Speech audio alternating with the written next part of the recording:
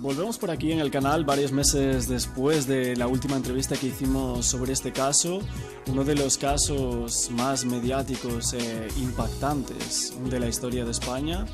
Volvemos al caso Alcácer, un caso que muchas generaciones recuerdan y que por aquí seguimos divulgando para que incluso más generaciones siga marcando, ¿no? Y quieran seguir investigando este caso, este gran puzzle que es este caso Alcácer.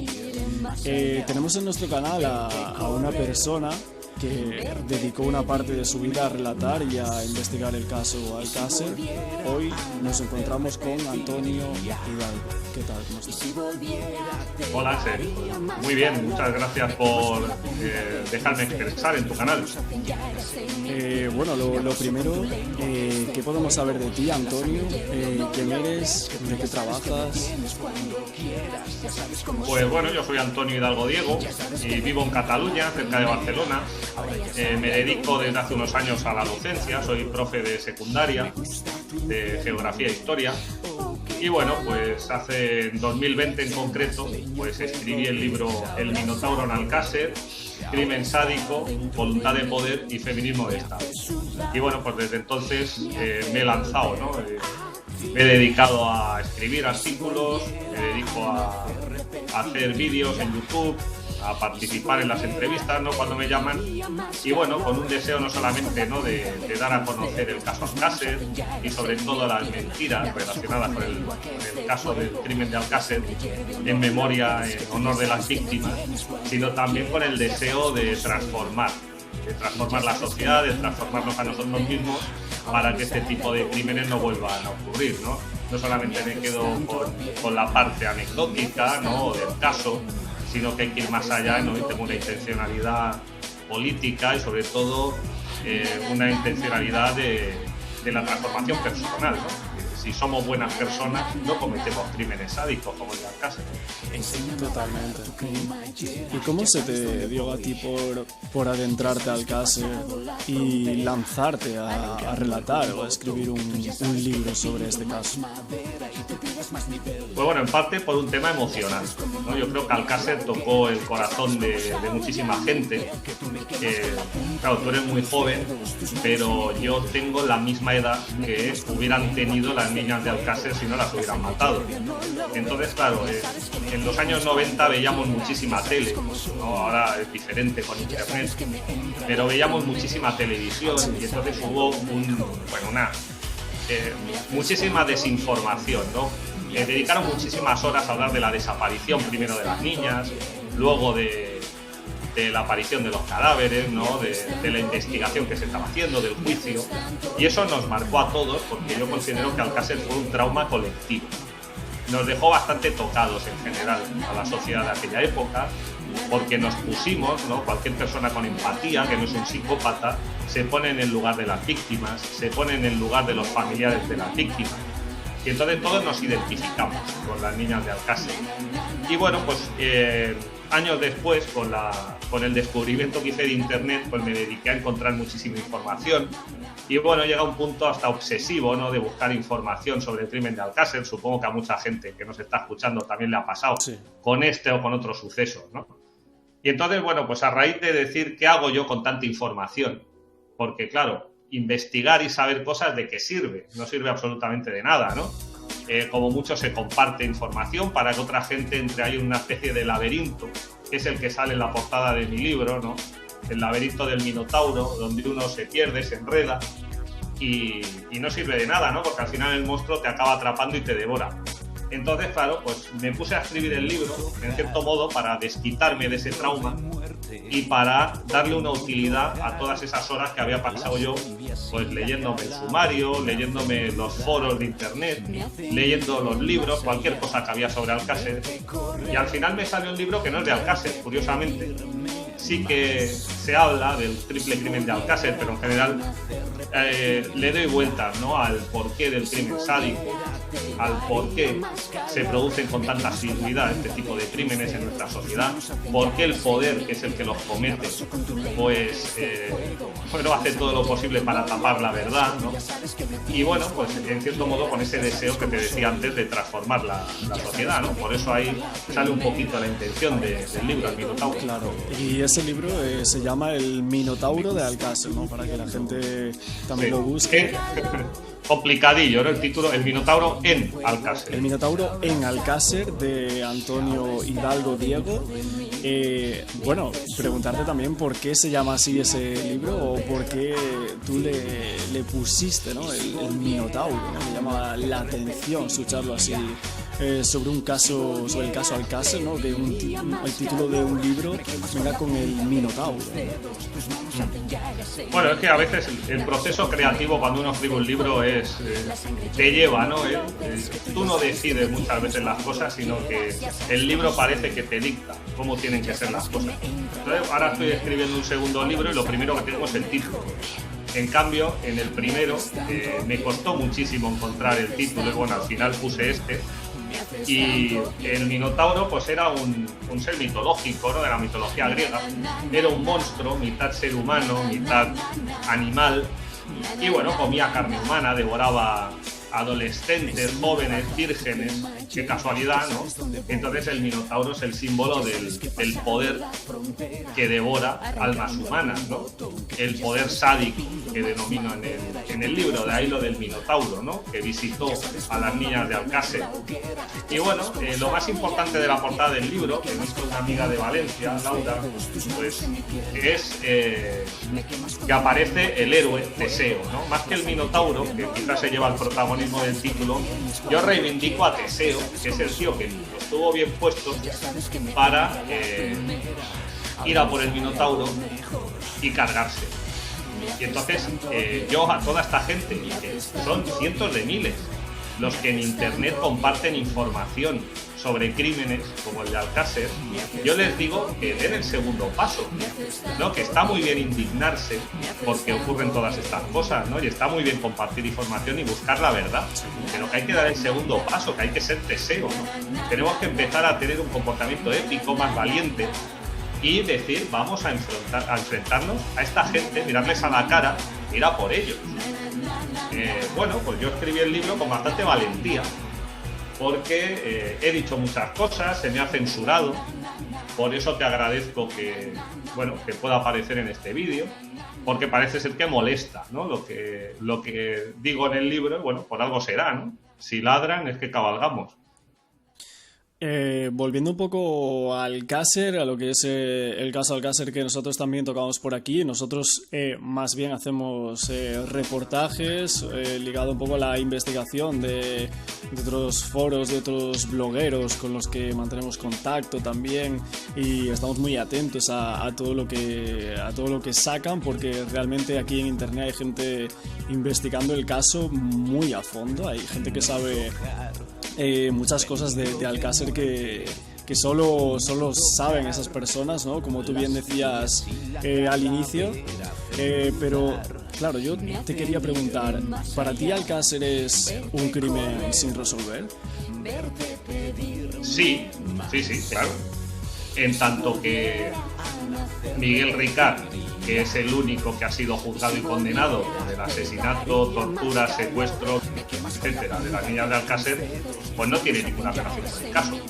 No tiene ninguna relación con el caso porque en ningún momento consiguieron probar que tuviera relación alguna con el caso. Por lo tanto, es un crimen evidentemente sin resolver.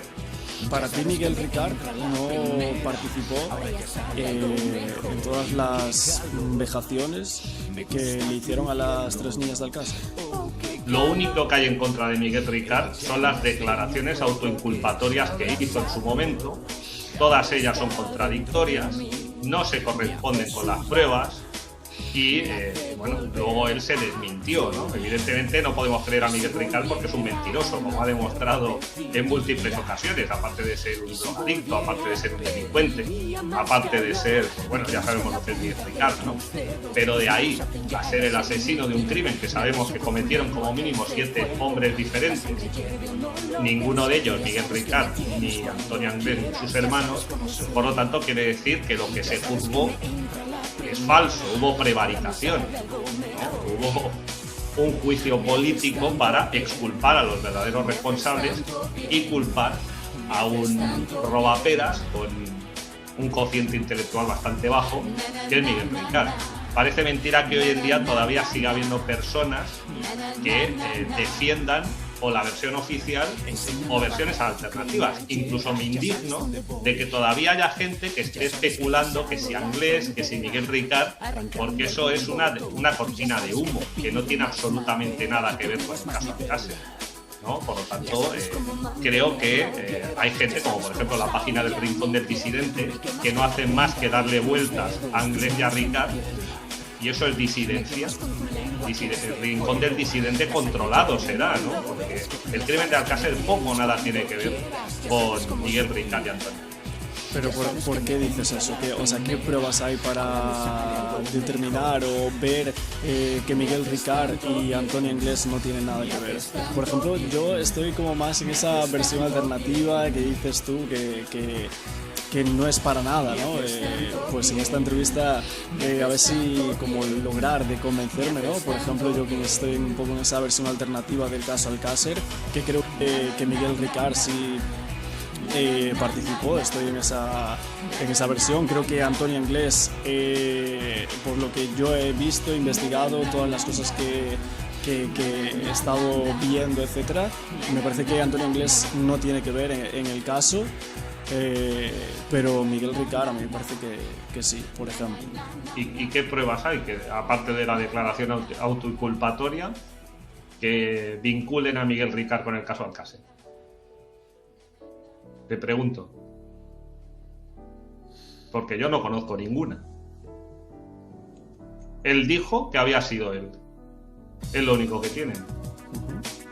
En cambio sí que hay evidencias, sobre todo gracias a las segundas autopsias que hizo Luis Frontela, que permiten pues, saber cosas como que, por ejemplo, la versión que contó Miguel Ricard no se corresponde con la realidad, porque las niñas no murieron el día del secuestro, sino muchos días después, por ejemplo, porque no hubo un único enterramiento, sino que hubo más de uno, como demuestran los 2 tipos de tierra diferentes que se hallaron en los restos de los cuerpos. Sabemos que hay vellos púbicos de como mínimo 7 hombres diferentes, ninguno de ellos Miguel Ricard, ¿no? En los pliegues de la ropa interior de los cuerpos en vida de las niñas. Es decir, tenemos claro, pero en esos vellos que estás comentando, que serían 7, ahí juega el papel de los 4, ¿no? Esa teoría que viene dada un poco de los foros, de que son 4 los criminales que operaban en esa zona, porque si vemos como 7 vellos de ADN distintos, ¿no? Serían como 4 de personas diferentes y otros 3 que supuestamente podrían ser de las víctimas, como manejan esos datos algunos criminólogos o expertos, ¿no? En este caso. Vamos a ver, el tipo de crimen no tiene absolutamente nada que ver con un crimen, podemos decir, casual, de un par de drogados que les da por cometer una atrocidad. Es materialmente imposible, ¿no? Porque las torturas que sufrieron las niñas de Alcácer requieren de una cultura. Conocer, por ejemplo, las torturas de la Santa Inquisición requiere de un refinamiento y de un nivel intelectual que no tenía esta gente. Requiere también de una gran infraestructura. Se necesitan muchas personas, se necesita material, se necesita planificación. Nada encaja en la versión oficial. Independientemente de que participara Miguel Ricard, que yo daría mi mano derecha, y no es humor negro, daría mi mano derecha al afirmar que Miguel Ricard no participó en el triple crimen de Alcácer, independientemente de que participara o no participara. El crimen de Alcácer es un crimen hecho por personas que tienen muchísimo poder, porque si no nos hubieran molestado en movilizar una comandancia entera de la Guardia Civil, en movilizar a un juez de instrucción, en movilizar a un fiscal y en movilizar a todos los medios de comunicación para construir una mentira que no se sostiene si una persona se lee pues la instrucción del caso, ¿no? Con lo cual yo creo que seguir dándole vueltas a algo que parece bastante obvio, porque tú antes me has preguntado que si es un crimen cerrado. Evidentemente no es un crimen cerrado, porque ninguno de los que participaron en el crimen de Alcácer ha sido procesado. Pero sí que es un crimen cerrado en cuanto que no hay discusión, que la versión oficial es totalmente ajena a la realidad, no se sostiene siempre por lo que se dice. Bueno, ahora tú estabas diciendo el tema de que se cerró en ese momento, ¿no? O que ese crimen de Estado, como estás comentando, ¿no crees que también pudo ser por lo mediático que estaba resultando el caso, que estaba siendo tan mediático? Esa desaparición estaba saliendo en todos los medios, en todos los periódicos. ¿No crees que había que cerrar el caso, entre comillas? Aquí hay una de dos, ¿no? O los investigadores del crimen de Alcácer eran unos incompetentes, unos inútiles, que lo hicieron todo mal, y chapuzas hay, y muchas. ¿Qué puede ser? Que puede ser, seguramente, pero ya cuando hay tantas chapuzas, todas orientadas en un mismo sentido, qué casualidad, pues esto obviamente no es una chapuza, sino que estamos hablando aquí pues, de otra cosa, ¿no? Que es una conspiración. Qué casualidad que nace el IBEX 35 en ese momento y coincide con el triple crimen de Alcácer. Y a buen entendedor, pocas palabras bastan. Alcácer fue un crimen sádico y despiadado por las vejaciones que sufrieron las tres víctimas, y es que pensamos en unos criminales comunes, unos criminales cualquiera, de barrio, de pueblo, etcétera, que pudieron haber cometido ciertos delitos, etcétera, pero creo que criminológicamente hablando, ese tipo de cosas, torturas que le hicieron a las tres niñas de Alcácer, se alejan bastante, ¿no?, de lo que es un criminal común, y ya empezamos a visionar asesinos sádicos, bastante peligrosos, asesinos en serie, y empezamos como a teorizar si pudiera haber otros crímenes alrededor o cercanos al crimen de Alcácer. Sí, claro, porque cuando se llega a un cierto nivel de sadismo, quiere decir que ha ocurrido una cosa, y es que estas personas tenían mucha práctica cometiendo crímenes. Es decir, no era el primero, ni el segundo, ni el tercero, ni probablemente fue el último, tanto que salieron totalmente indemnes, ¿no?, por culpa de la impunidad que tuvieron por ser gente de gran poder. Entonces, claro, podemos pensar que esta gente ya tenía mucha experiencia cometiendo crímenes sádicos, ¿no? Y si hacemos un análisis histórico, pues vemos que, qué casualidad, personas de gran poder en la historia de la humanidad pues han sido responsables de la comisión de crímenes sádicos, ¿no? Podemos pensar en el antiguo Imperio Romano, por ejemplo, gente como Tiberio, el emperador Tiberio, podemos pensar en Calígula, podemos pensar en Nerón, podemos pensar en Cómodo, y en todas las épocas, ¿no? Podemos pensar en Isabel Báthory, podemos pensar en Gilles de Rais, aristócrata francés. Es decir, qué casualidad que la gente que comete los crímenes más sádicos suele ser gente con mucho poder. ¿Qué tiene que ver esto? Porque hay una relación directa entre poder y crimen sádico y sexual. ¿Cuál es esa relación? Que para ejercer la voluntad de poder, el sentirse poderoso, pues qué mejor manera de cometer un crimen, un asesinato y una tortura, ¿no? Es saltarse todos los tabúes sociales, saltarse todas las normas, es yo hago lo que quiero y soy tan poderoso que puedo hacer lo que quiera, con quien quiera y en cualquier momento.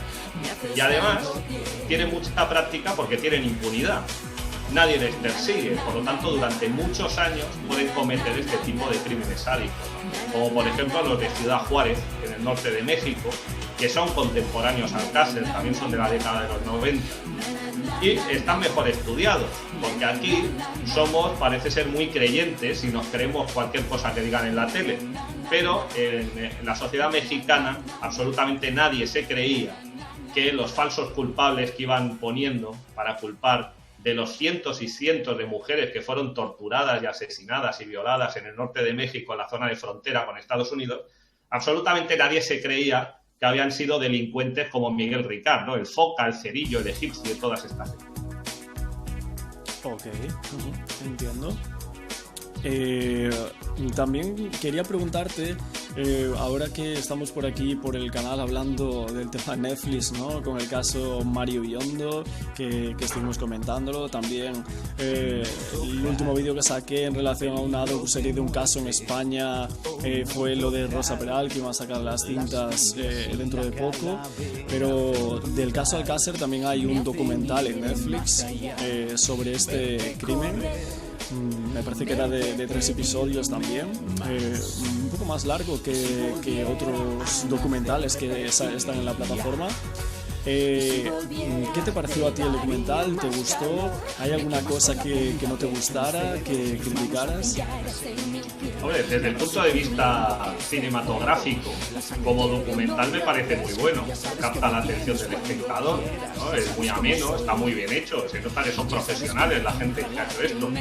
Claro, no van a poner unos tontos a hacer algo que resulta de tanta utilidad. A mí el documental de Netflix de Alcácer me parece una basura, me parece indignante.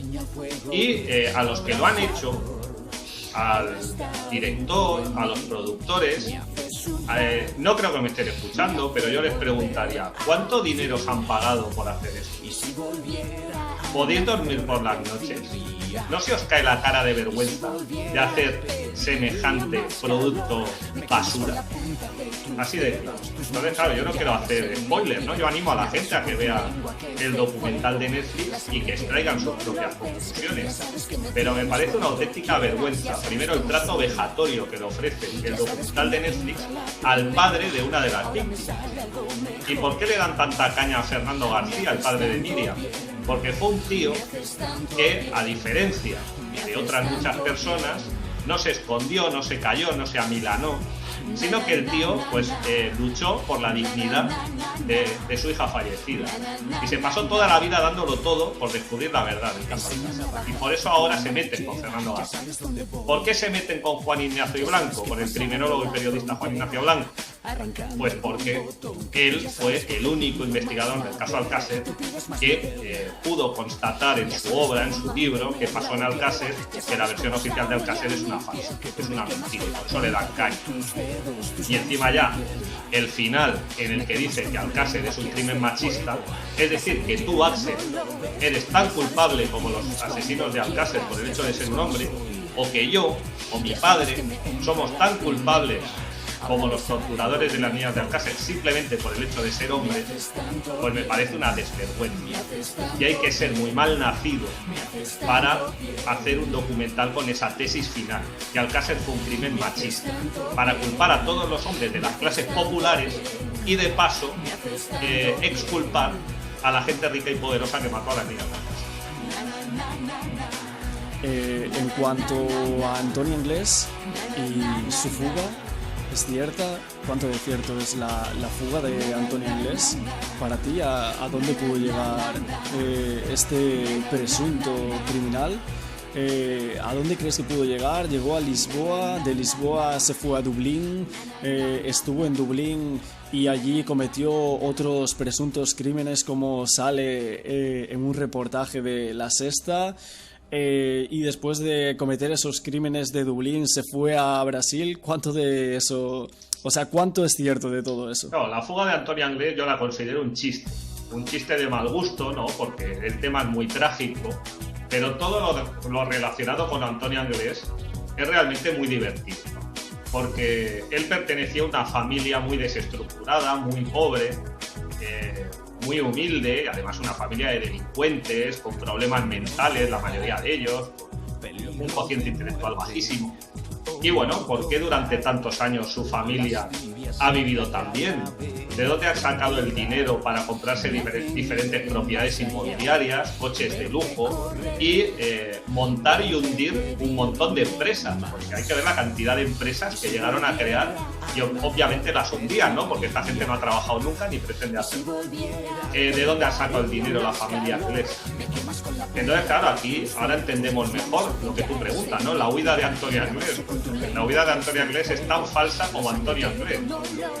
Antonia Anglès, para empezar, era un homosexual. Está muy bien, pero claro, un homosexual no le da por ir a violar víctimas de sexo femenino, ¿no? Eso para empezar. En segundo lugar, no tenía el perfil criminalístico. Por lo tanto, vincular a Antonia Anglès al caso Alcácer no tiene ningún sentido.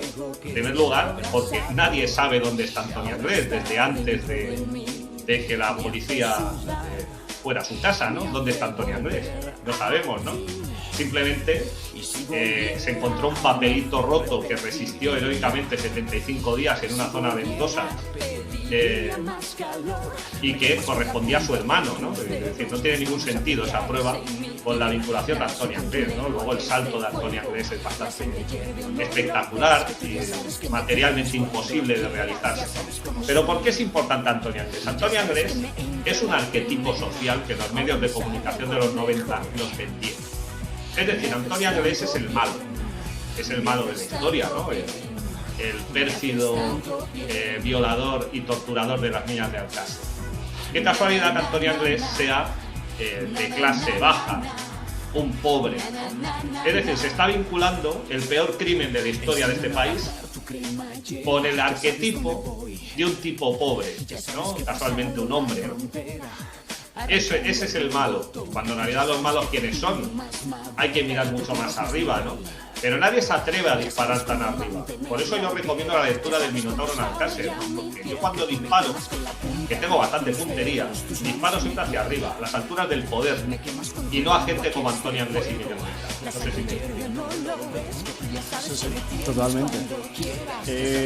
Y en cuanto a lo de Nuria Pera, que esto es algo que siempre se comenta en relación a Antonia Anglès, de que si hizo eso con Nuria Pera, podría llegar a hacer en algún momento un crimen, por ejemplo, o que eso fuera como una perfilación criminal, por así decirlo. ¿Tú qué piensas de eso? Claro, eso les vino estupendamente, ¿no? Cuando ya después de haber construido la versión oficial, los de la 311 Comandancia de la Guardia Civil de Valencia, del cuartel de Patrás, se acordaron de que Antonia Anglès había tenido retenida en contra de su voluntad una toxicómana, ¿no? Llamada Nuria Pera. Esto les vino estupendamente, ¿no? Dijeron, perfecto, ¿no? Ya podemos decir caso de Antonia Anglès y que tenga cierta credibilidad, porque hasta entonces no tenía ninguna credibilidad. Pero claro, es lo mismo por un asunto de drogas, retener a una mujer, golpearla, no torturarla, golpearla, para meterle miedo, para que pague, porque era una deuda por drogas, ¿no? Y lo que quería Antonia Anglès era que esta tía le pagara la deuda. Es lo mismo retener durante unas horas en tu casa a una mujer y golpearla, que secuestrar a 3 adolescentes, asesinarlas. Y no me voy a poner a detallar las torturas, pero que porque estás cabreado porque no te han pagado golpeas a una tía. Bueno, yo creo que el que diga que Antonia Anglès puede haber sido simplemente porque un día, siendo un yonki, un tipo sin ningún tipo de valores, pues hiciera esto, yo creo que hay mucha diferencia, ¿no? No todos podríamos cometer el crimen de Alcácer, solo una pequeña minoría que desprecia al ser humano porque tiene una ideología y unas bases filosóficas que yo presento en el libro, de odio al ser humano y de ejercicio de la voluntad de poder, son capaces de cometer un crimen. Pero claro, o sea, nos paramos a pensar en todo esto que nos estás comentando. Claro, yo hablaba un poco de la perfilación criminal, ¿no? de Antonia Anglès, ¿no? Si fuera así, en un casual, pero tú planteas como esas altas esferas y tal, pero nos preguntamos también actúan en grupo, o sea, esto es algo que no se suele ver realmente en tantos casos, ¿no? Pero claro, si nos paramos a ver muchos de los crímenes que hay en la zona de Valencia, ¿no?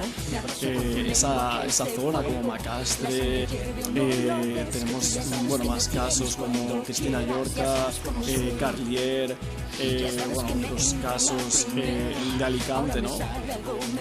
Toda esa zona hay como muchos casos, muchos crímenes sin resolver y no sé, muchos de ellos parecen que tienen como un mismo modus operandi e incluso algunas de las que sufrieron algunas de las víctimas de esos casos parecen similares.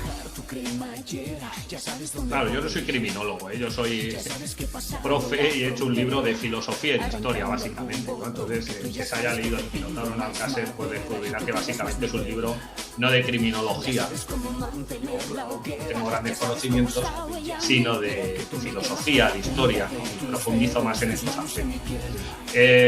Desconozco la mayoría de crímenes de la zona de Valencia en aquella época.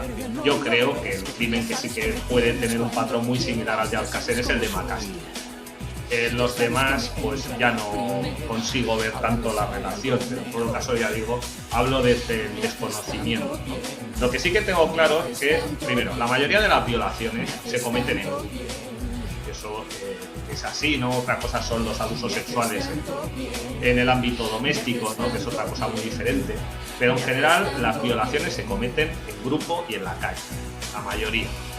Y en segundo lugar, este tipo de crímenes sádicos cometidos por gente de poder, que eso lo estudio bastante bien en mi libro, son una escenificación, ¿no? Por eso mi libro está estructurado como si fuera una obra de teatro. Está dividido en 3 actos y está dividido en escenas, en parte porque el Marqués de Sade, que es en cierto modo el padre intelectual del sadismo, era un gran apasionado del teatro, escribía obras de teatro, incluso participaba como actor en obras de teatro, ¿no? Pero también porque el crimen sádico es una escenificación. Es decir, Alcácer se representó para demostrar el poder que puede llegar a tener una minoría de gente. Y ante los medios de comunicación, ¿qué nos dijeron esta gentuza? Nos dijeron, somos tan poderosos que hemos hecho lo que nos ha dado la gana, sabéis perfectamente que aquí hay gato encerrado, que la versión oficial que os vamos a ofrecer no se la va a creer nadie, que tenga 2 dedos de frente. Y encima, no vais a poder hacer absolutamente nada, porque no sabemos quiénes fueron los culpables del crimen de Alcácer, no lo sabemos. La mayoría de ellos ya han muerto, probablemente, de viejos. Y, en todo caso, ninguno de ellos va a pisar la cárcel. Es decir, impunidad. Es una escenificación en grupo del poder que tiene una minoría. Por lo tanto, lo que tenemos que hacer es sencillamente cambiar las estructuras para que no exista una minoría con impunidad que pueda cometer crímenes como el de Alcácer. ¿Tú crees que ya estarán fallecidos los que cometieron este terrible crimen? Hombre, probablemente el sadismo mayor se da en personas mayores de 40 años. Con lo cual, si ya han pasado 30 desde el crimen de Alcácer, pues podemos pensar que por pura lógica la mayoría de ellos ya han muerto. Aunque no lo sé, porque la verdad, si supiera quiénes son los autores del triple crimen de Alcácer, tampoco lo diría, porque me considero bastante valiente con la difusión que estoy haciendo de mi libro, pero tampoco soy un temerario. Entiendo. Total. Yo te hablaba antes de esos crímenes que parece estar relacionados y tal de Valencia. También recuerdo escuchar o leer algunas teorías de los 4 jinetes del apocalipsis de Alcácer. Creo que era de Pritchard, que es como un investigador del caso Alcácer y otros casos un poco de esa zona. Pues él decía esa teoría, ¿no? De los 4 jinetes del apocalipsis de Alcácer, que pensaba que eran 4 personas operando en esa zona desde los años 80 hasta un poco el crimen de Alcácer y un poco más allá también. ¿Tú qué opinas un poco de esa teoría? ¿Crees que puede ser cierta? ¿Crees que en realidad ese grupo de criminales de las altas esferas, como tú estás diciendo, eran más de 4? Sí, seguro que eran más de 4. Lo que pasa es que tampoco la teoría esta de los 4 jinetes del apocalipsis, la verdad es que no la conozco, porque, bueno, yo investigué el crimen de Alcácer en su momento, pero ya una vez escribí el libro he intentado desintoxicarme, ¿no?, de Alcácer, y ya no lo sigo de manera tan apasionada como hace años, ¿no? Lo que sí que puedo decir, y bueno, voy a seguir haciendo amigos, ¿no?, y a seguir ofendiendo a la gente, pero creo que sobre Alcácer se habla mucho y habla gente que no tiene ni puñetera idea, ¿no? Aquí hay gente que habla sin haberse leído los pocos libros que hay sobre Alcácer. Aquí hay gente que habla sin haberse mirado los informes de las autopsias, que tampoco son tan largos. Se lee rápidamente los informes de las autopsias, se pueden leer en unas pocas horas, ya te los has leído todos. Aquí hay gente que habla sin haberse leído el sumario, no tiene ni puñetera idea. Entonces aquí hay mucha gente que habla de Alcácer por hablar. Entonces yo pido un poquito de seriedad, porque es un tema serio. O sea, los familiares de las víctimas están vivos. Entonces cada vez que estamos hablando de Alcácer tenemos que asumir la responsabilidad de que estamos tocando un asunto que duele y mucho a la gente que lo vivió en primera persona. Claro, yo no conozco a los familiares de las víctimas, ni siquiera soy de la zona de Valencia, ¿no? Pero, joder, sé que tengo una gran responsabilidad y por eso intenté ser muy cuidadoso en el libro, a la hora de no ofender a las víctimas, por supuesto, a la hora de no ofender a sus familiares y a la hora, sobre todo, de no decir nada que no se pueda demostrar. Entonces tengo aquí el libro porque no me acuerdo, pero tengo un total de 500 aproximadamente notas a pie de página, 500 referencias en él. Eso quiere decir que todo lo que digo está contrastado. ¿Y cuántos estudios serios se han hecho sobre el caso Alcácer? Uno, que es el de Juan Ignacio Blanco. Todo lo demás es basura. Y mi libro no lo considero un libro sobre el caso Alcácer, lo considero una reflexión muchos años después sobre el crimen sádico, ¿no? A nivel histórico, filosófico, pero no es un libro sobre Alcácer. Pero yo sí que le pediría a la gente que deje de decir tonterías sobre el caso Alcácer. Bueno, ahora que hablabas del sumario, que te leíste rollos de sala, autopsias, el sumario, en cuanto al sumario, ¿cuáles son las cosas más raras que ves en el sumario para ti, para tu opinión? Bueno, como profe, la cantidad de faltas de ortografía que cometían esos instructores, ¿no? Por Dios, no se habían leído el libro en su vida. Hay muy bajo nivel. Es un nivel bajísimo. No tenían ni idea. No hubo una investigación criminológica seria en el crimen de Alcácer, en parte porque, claro, no deseaban que lo hubiera, y segundo, hay una manipulación burda y constante del caso Alcácer. Es la mentira en función de la razón de Estado. Claro, ya no te puedo decir exactamente, ¿no? Porque, bueno, ni me acuerdo de todo, además es muy difícil de seguir, ¿no? Un sumario tan largo. Sí, hay muchas repeticiones, hay muchos elementos descontextualizados, es bastante complejo. Y de personas investigadas en el sumario del caso Alcácer por este triple crimen, ¿hay alguna persona que tú pienses que a lo mejor presuntamente pudo tener algo que ver? Yo creo que absolutamente todos los que aparecen en el sumario de Alcácer no tienen absolutamente nada que ver con lo que es el triple crimen, sí, evidentemente con lo que luego es el universo Alcácer. Entonces, claro, yo si tengo que elegir, me quedo con los últimos testigos que vieron a las niñas. Supuestamente, ¿no? Todo mentira, evidentemente. Hervás, ¿no? Hervás, por ejemplo, ¿no? ¿Cómo es posible que la Guardia Civil no investigara a Hervás? Si es el que se supone que metió a las niñas en su coche y se las llevó a otro pueblo. Evidentemente esto es mentira, ¿no? Pero si se supone que es así, debería ser el principal sospechoso, ¿no? Tampoco hace falta ser criminólogo. Claro, ¿cómo es posible que la Guardia Civil? Es increíble. Entonces si me está escuchando la novia de entonces de Hervás, que iba en el coche, porque esta mujer no habla, aunque sea por la dignidad de Miriam Toñi de Silo, habla y di lo que sabes. Es que claro, las declaraciones de estas dos personas, de Hervás, o sea, de Francisco José Hervás Martínez y María Luz López García, que era en ese momento su actual pareja, dicen que recogen a las niñas y que después las llevan hasta una gasolinera porque el coche está averiado, pero realmente ¿se estudió alguna vez si ese coche estaba averiado? No, nunca se investigó. Y bueno, además, ¿a qué taller iba a ir a esas horas, ¿no? Un viernes sobre las 8 de la tarde, ¿no? Sí, 8:30, 9, ¿no? Sí, más en aquella época, es decir, es muy absurdo todo, ¿no? Luego también lo de Cano Yacer, ¿no? Que de repente deja la discoteca Color porque se le antoja ir a saludar a su novia, coge la moto, casualmente no tiene gasolina, echa gasolina justo ahí, ve a las niñas desde un punto de vista donde es imposible ver a las niñas, ¿no? En la ermita de Picasso. Es decir, es todo una gran mentira.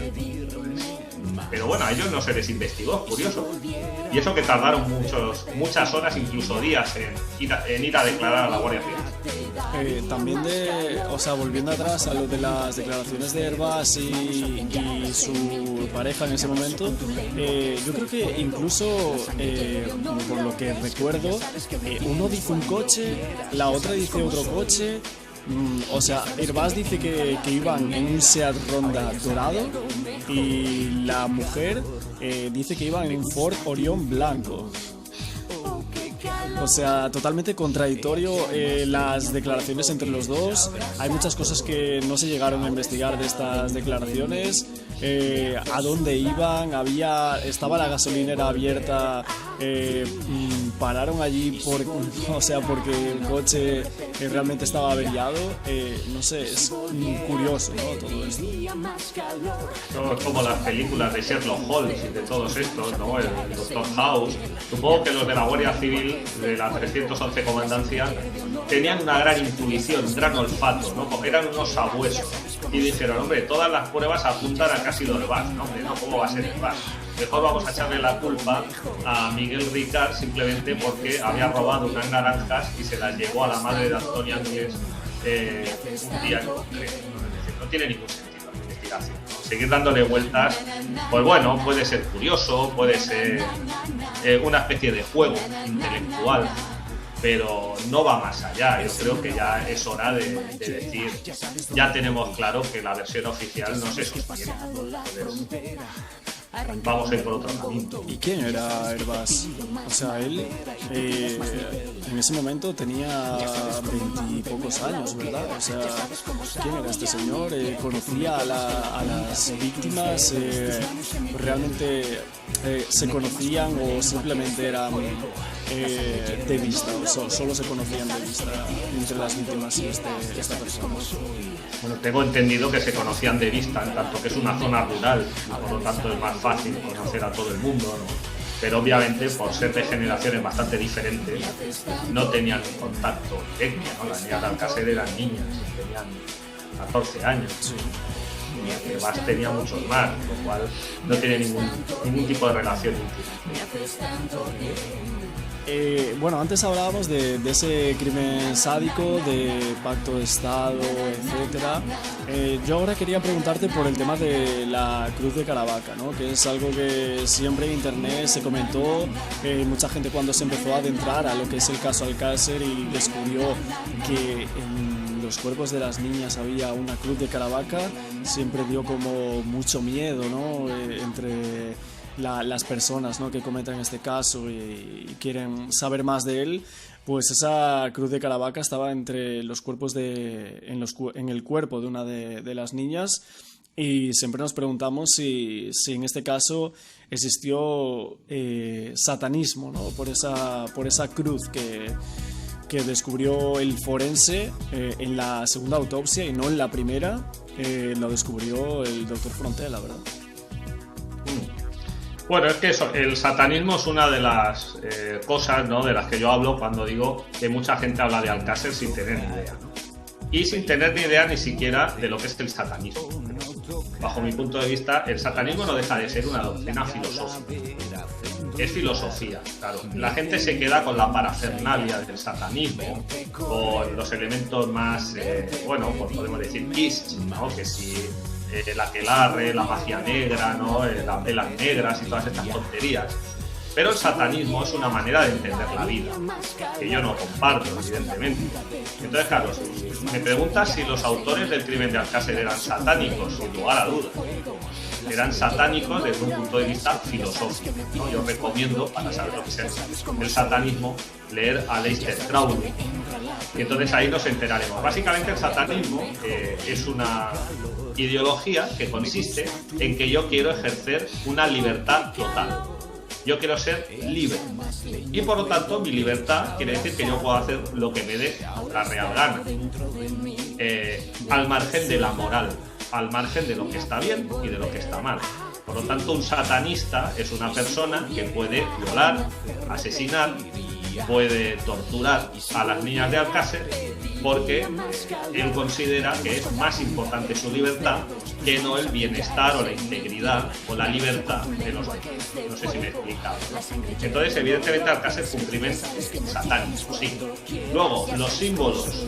Pues la cruz de Caravaca pues es un símbolo que tiene múltiples interpretaciones, y la cuestión es por qué aparece una cruz de Caravaca en una autopsia. ¿Estaba en la primera autopsia? No sabemos, porque en el informe no se dice nada de que hubiera una cruz de Caravaca. Sí que aparece en la segunda autopsia. ¿Quién la puso? ¿La puso Frontera? Pues vete a saber, ¿no? Porque yo de Frontera tampoco me fío. Alguien la puso, ¿no?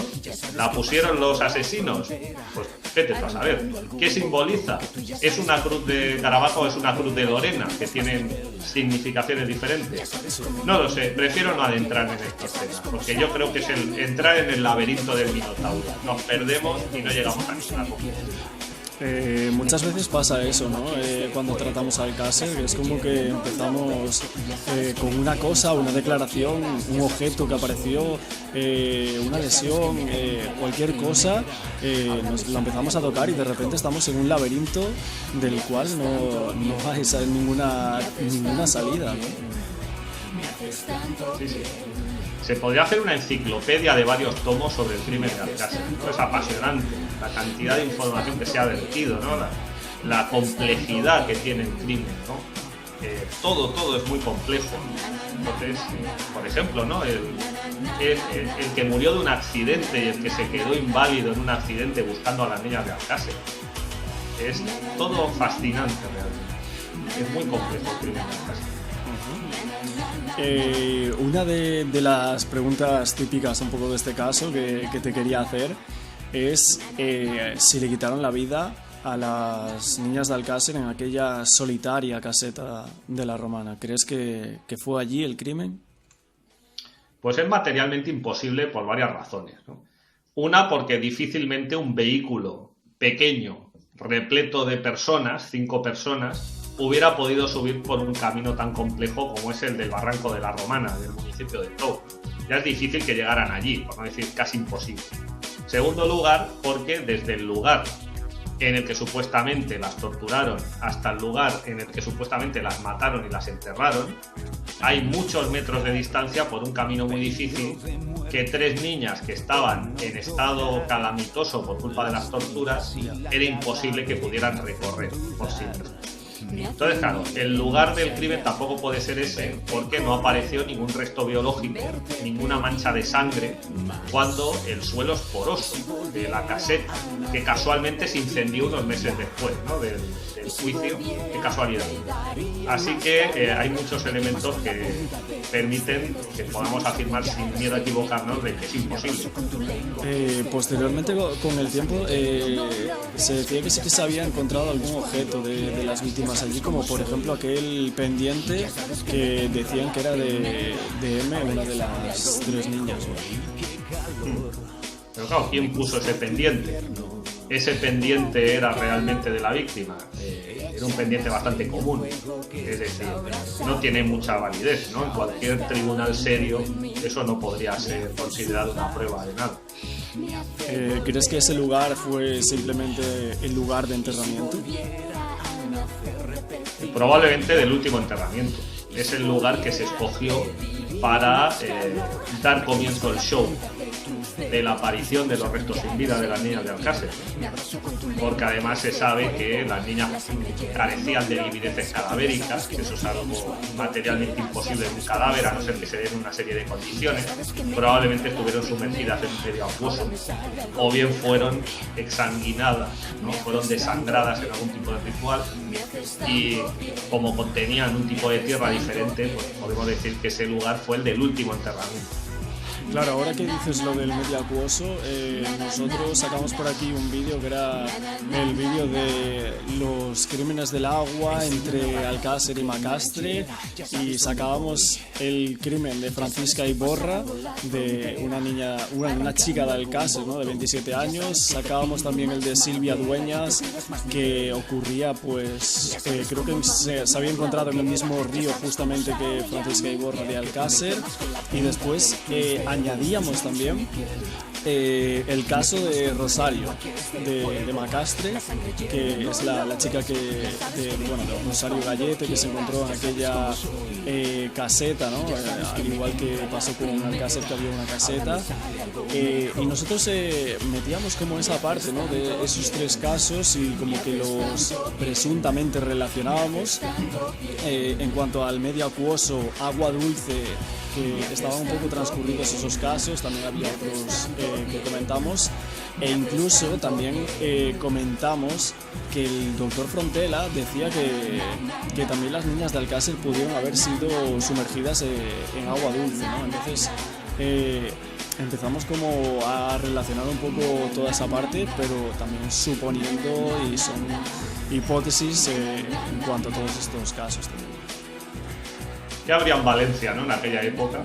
Pues según un diario israelí, lo que había en el municipio de Paterna, en la finca privada de un aristócrata muy rico, que no voy a decir el nombre, ya murió, había un entrenamiento militar de paramilitares. Los, podemos decir, instructores militares eran gente del Mossad, de los servicios de inteligencia del Estado de Israel, y allí se formó a paramilitares que luego cometieron todo tipo de atrocidades en América del Sur, por ejemplo en Colombia, en las luchas que había entre grupos paramilitares y narcotraficantes colombianos. Por ejemplo, una de las torturas que utilizaban esta gente era amputar con una sierra mecánica miembros, como por ejemplo manos o pies. Y dices, ostras, qué casualidad, como en Alcácer y como en Macastre, ¿no? Pues a lo mejor habría que investigar más por ahí y no darle tantas vueltas a que si Antonio Anglés, que si Miguel Ricard, y las mismas tonterías que siempre están ahí en el rincón del disidente dándole vueltas, y no va por ahí. Bueno, ahora que estás comentando sobre nuestro compañero del Rincón del Disidente, que nosotros hemos hecho por aquí varias entrevistas con él, pero ¿tú no piensas que por ejemplo, el Rincón del Disidente es un canal interesante, ¿no?, que trabaja el caso, que ha hecho muchas entrevistas que no estaban en la plataforma y que gracias a él podemos tenerlas o tener acceso a ellas? Y en cuanto a la entrevista de Miguel Ricard, ¿a ti qué te pareció esa entrevista? ¿Te gustó? ¿La viste? Sí, la he visto. Sí. A mí me parece una gente muy profesional, ¿no? Como comunicadores, como periodistas alternativos, pues hacen un muy buen trabajo. Pero claro, yo no estoy aquí juzgando su labor profesional, ¿no? Eso es allá ellos, ¿no? Me parece muy bien. Soy partidario de la libertad de expresión y de la libertad de prensa, sino que estoy juzgando desde un punto de vista pues como de la dignidad de las víctimas y desde un punto de vista político. Es decir, ¿para qué sirve todo ese trabajo tan magnífico que está haciendo esta gente? No sirve de nada, porque en ningún momento están señalando a los verdaderos culpables y en ningún momento hay una pretensión de cambiar las estructuras de poder que provocan que haya crímenes como el de Alcácer. Es decir, nos podemos poner las manos en la cabeza y decir, oh, qué terrible crimen, pero si no hacemos nada para solucionarlo, van a seguir cometiéndose este tipo de crímenes. Y además, lo que no se puede hacer en este canal es continuamente defender el trabajo de la Guardia Civil. No se puede, porque ¿Quién fue el que construyó la versión oficial que sabemos a todas luces que es falsa? Fue la Guardia Civil. Y entonces yo no estoy aquí hablando de los guardias civiles. Yo no me estoy metiendo con el ser humano que es guardia civil, que probablemente tiene muy buenas intenciones y hace el trabajo lo mejor que puede. Me estoy metiendo con la Guardia Civil como institución de poder que depende del Estado y que depende del Ministerio. Entonces no podemos defender el trabajo de la Guardia Civil si la Guardia Civil fue la que construyó la mentira de Alcácer que supuestamente ellos están combatiendo. Es decir, es un sinsentido. Vamos a hablar claro de una vez. No es un crimen machista, no es un crimen de las clases populares, no es un crimen de gente pobre como Miguel Ricard y Antonio Anglés. Es un crimen del poder, por lo tanto nuestro enemigo es el poder.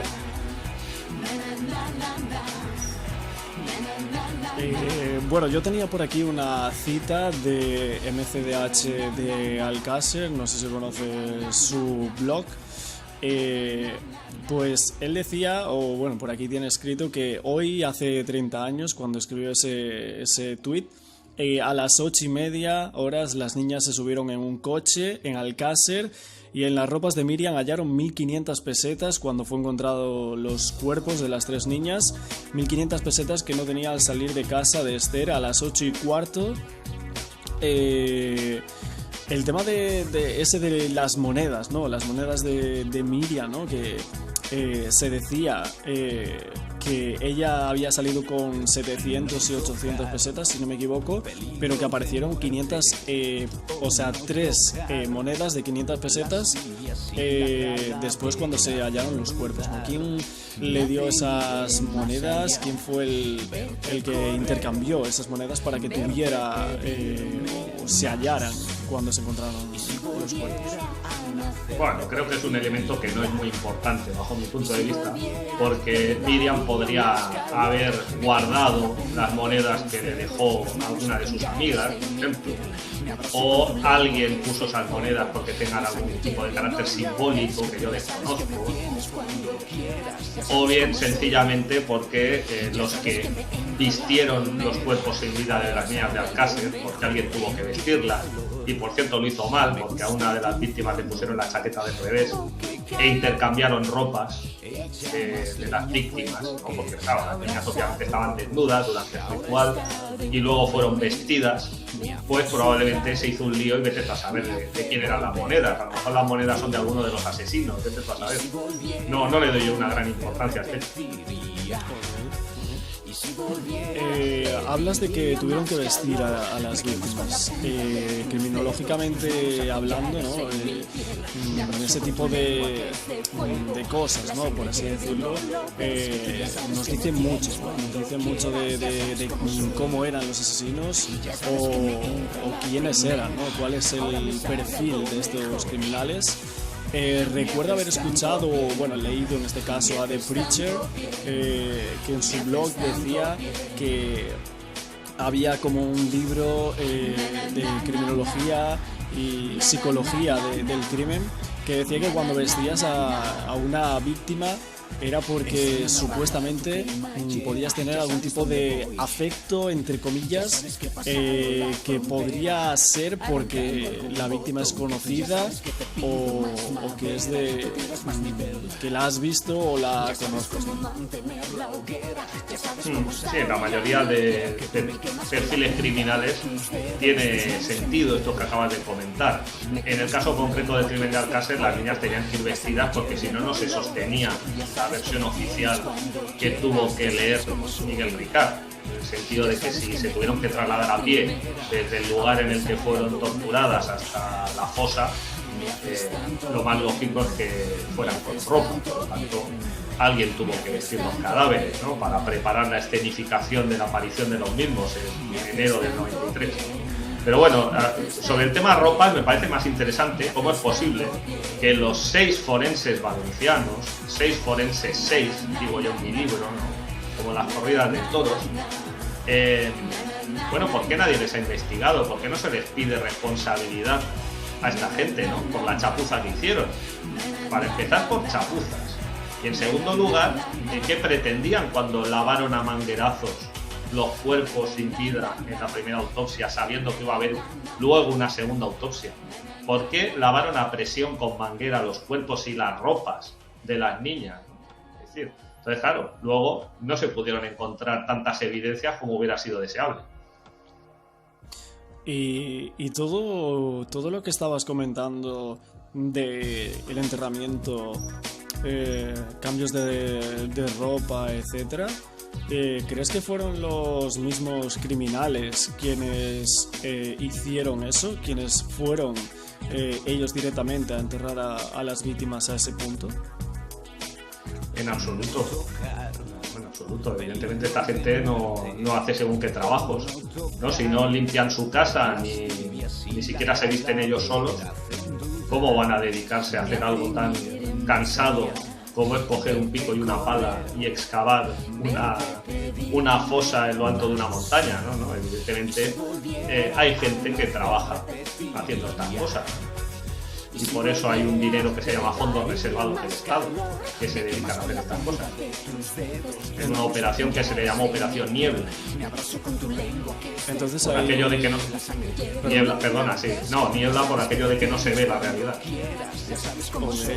Entonces ahí empezamos a jugar con el papel de Miguel Ricard, por ejemplo. ¿Cómo? ¿En qué sentido? En el sentido de que tuviera una presunta participación en ese caso, en el caso del enterramiento. ¿Miguel Ricard es funcionario del Estado?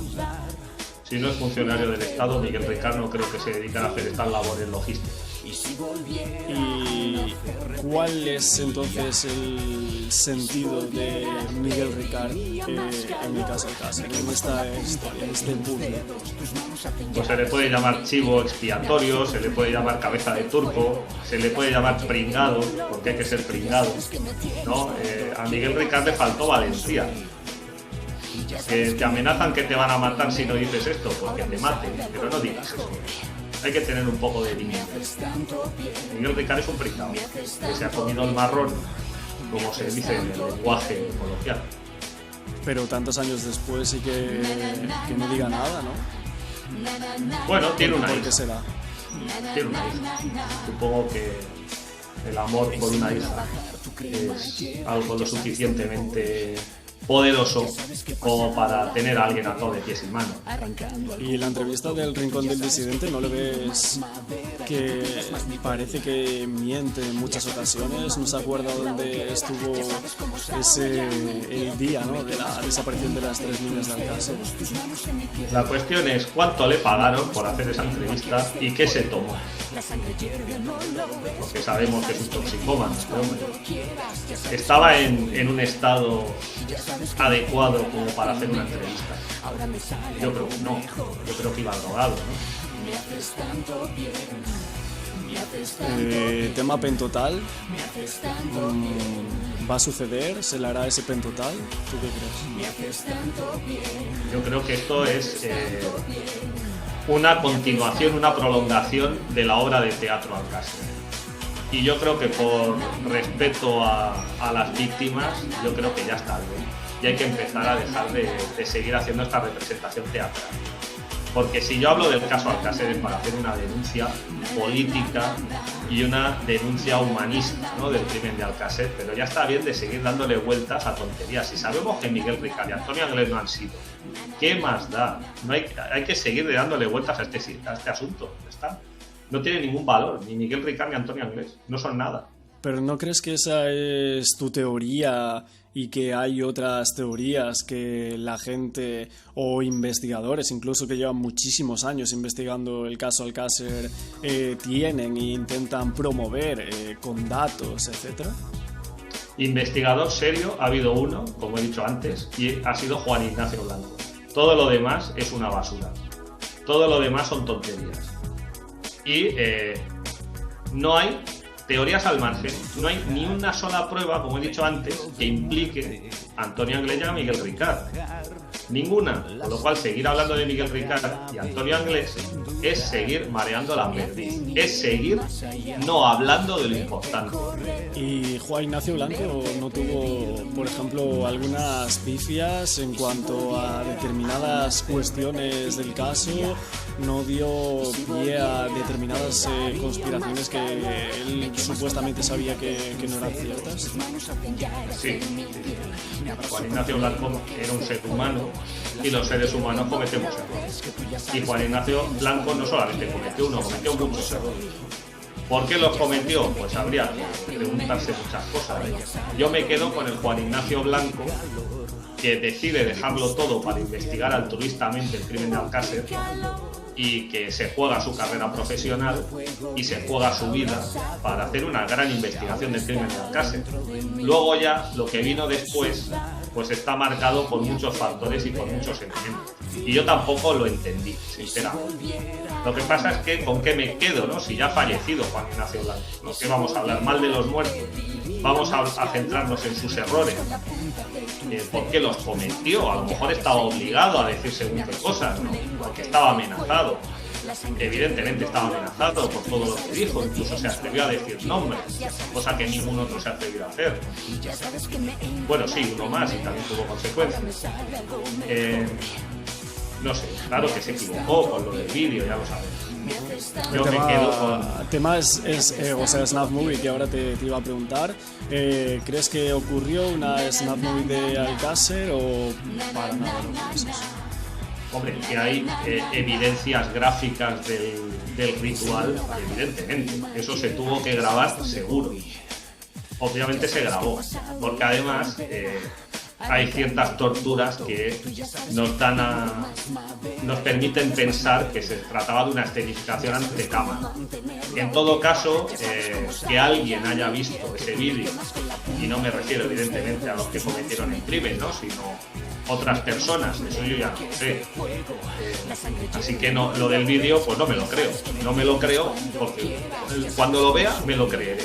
Pero hoy en día, con la inteligencia artificial y todas estas cosas, nos podrían colar un vídeo falso y no sabríamos si es verdadero o falso. Así que lo del vídeo, pues es una cosa que me mantengo al margen, aunque sí que estoy convencido de que se grabaron, ¿no? las torturas. Ok, Antonio, pues hay por aquí un poco esta entrevista sobre el caso Alcácer. Este puzzle intentaremos como darle una visión diferente también al respecto con esta entrevista, aunque realmente haya algunas cosas en las que a lo mejor no esté de acuerdo en lo que tú presentas, ¿no? Pero es una visión un poco distinta a lo que veníamos por aquí sacando de este caso, y bueno, seguro que la gente también comenta ahora que somos muchísimos por aquí por el canal, cada vez más, y también seguro que quieren saber un poquito más de este caso.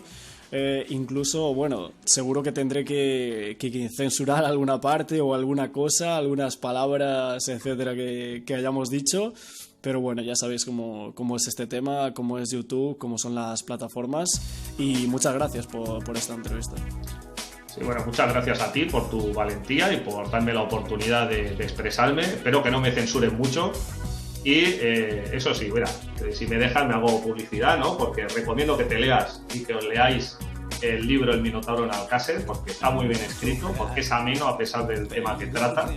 Lo podéis encontrar en internet en Editorial Bagauda y no os va a defraudar, os va a gustar mucho. También tengo un canal de YouTube que se llama Antonio Hidalgo y también tengo un blog que se llama El Minotauro en Alcácer, como el libro. Y si me dejas cerrar, antes he hablado del héroe Teseo, el que se atrevió a matar al Minotauro. Yo reivindico a Juan Ignacio Blanco no por el tema de los vídeos y de todas estas cosas, sino porque él tuvo la valentía de enfrentarse al Minotauro. Y vivimos en una sociedad de cobardes, entonces yo animo a la gente a ser valientes y a cambiar las cosas, porque esto no puede ser. No podemos seguir hablando de crimen sádico sin pretender cambiar las estructuras que lo hacen posible.